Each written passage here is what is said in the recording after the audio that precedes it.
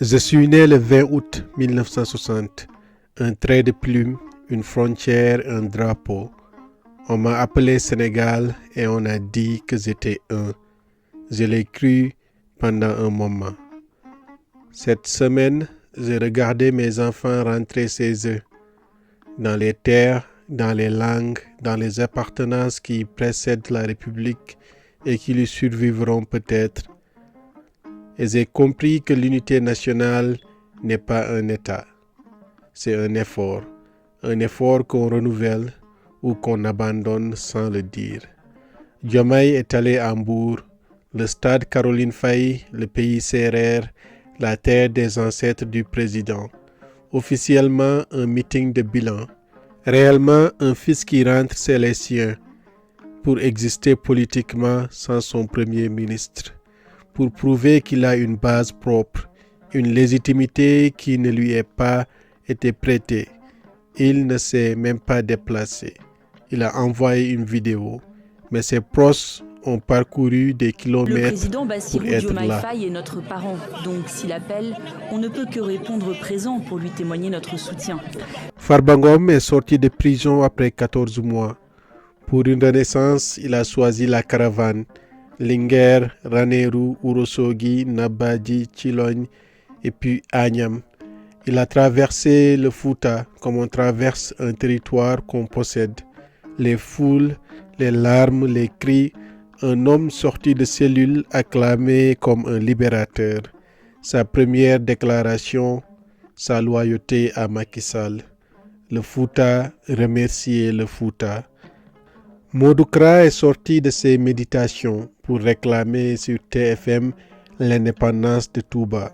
Il s'argumente de ce que Touba est, de ce que Touba attend, de la distance entre la ville sainte et un État qui promet sans exécuter. Touba moom wa illa ñu mu nekk État dans l'État rek waaw. Tout le monde a compris. Touba se gouverne elle-même, moralement sinon juridiquement, et l'État ferait bien de s'en souvenir. Et puis il y a eu Sonko. Convoqué par la justice en 2023, il a préféré se réfugier à Ziguinchor, sa ville, son fief, la Casamance qu'il avait faite sienne comme mère et comme symbole. Ce n'était pas une fuite, c'était une déclaration. Il disait « La justice de Dakar n'a pas d'autorité ici ». Et quand les femmes du bois sacré sont sorties, c'est gardiennes d'une tradition que la République ne reconnaît pas dans ses textes, mais qu'elle ne peut pas ignorer dans ses réalités. Elles ont dit la même chose avec d'autres mots.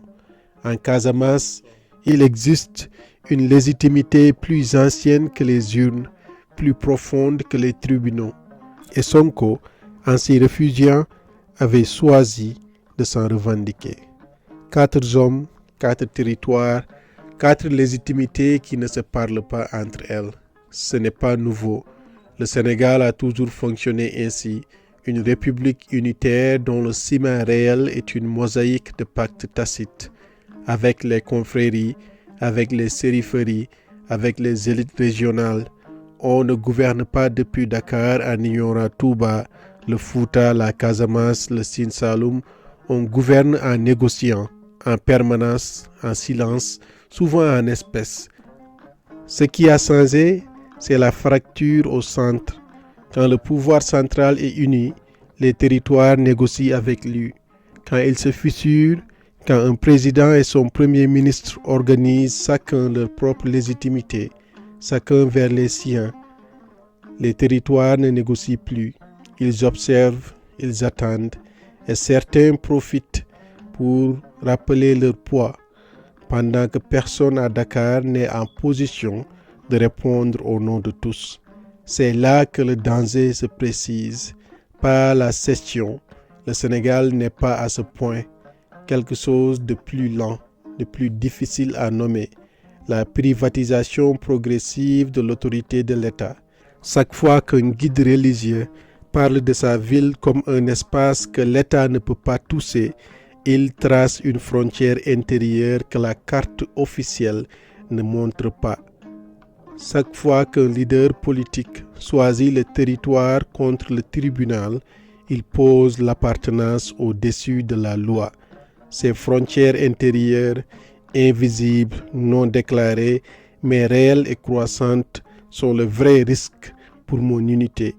Pas les Kalachnikov, pas les foules qui acclament, les bénédictions qui remplacent les mandats, les territoires qui se souviennent qu'ils existaient avant moi et qui commencent à agir en conséquence.